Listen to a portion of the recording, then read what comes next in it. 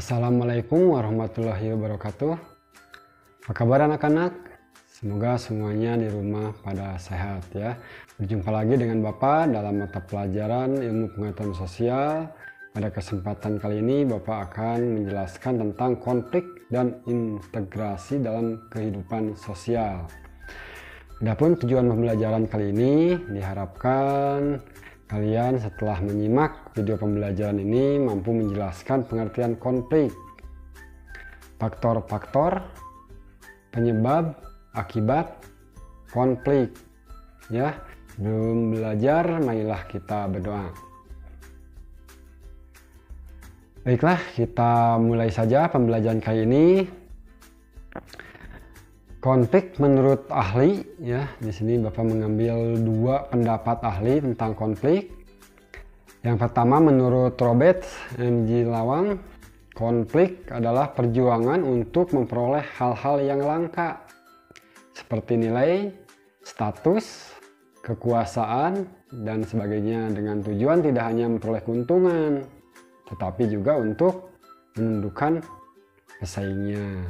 Ya, yang kedua menurut Kartono, konflik merupakan proses sosial yang bersifat antagonistik dan terkadang tidak bisa diserasikan karena dua belah pihak yang berkonflik memiliki tujuan, sikap, dan struktur nilai yang berbeda, yang tercermin dalam berbagai bentuk perilaku perlawanan, baik yang halus, terkontrol, tersembunyi, tidak langsung, terkamuflase, maupun yang terbuka dalam bentuk tindakan kekerasan.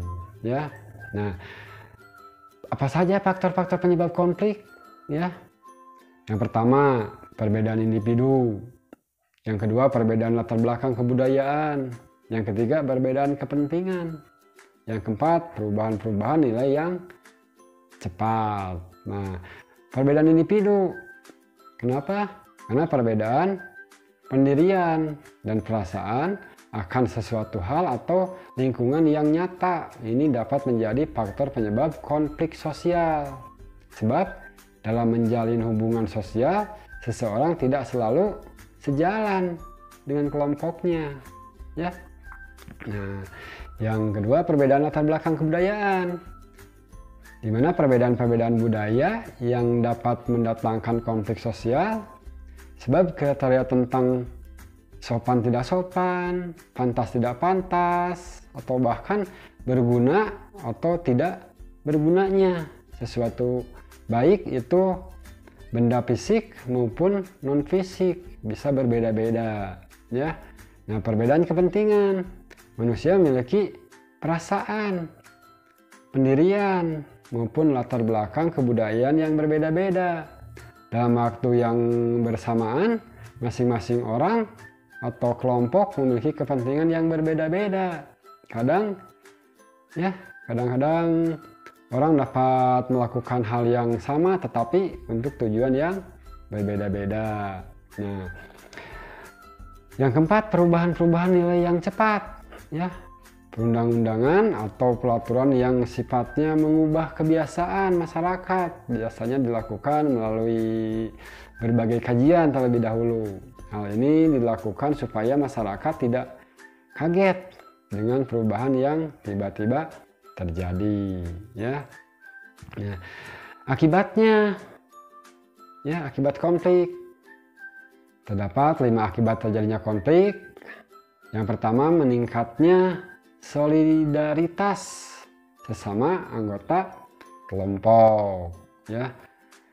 Yang kedua, retaknya hubungan antar individu atau kelompok. Yang ketiga, terjadinya perubahan kepribadian para individu.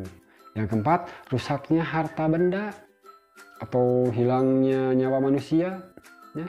Yang kelima, akomodasi, dominasi atau penaklukan.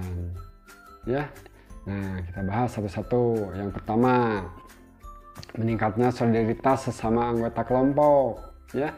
Terjadinya konflik dengan kelompok lain justru dapat meningkatkan solidaritas sesama anggota kelompok yang sedang mengalami konflik dengan kelompok lain, ya. Nah, yang kedua, letaknya hubungan antar individu atau kelompok. Konflik yang terjadi antar individu atau antar kelompok dapat menimbulkan keretakan hubungan. Keretakan tersebut dapat terjadi sementara ataupun permanen, ya, selamanya.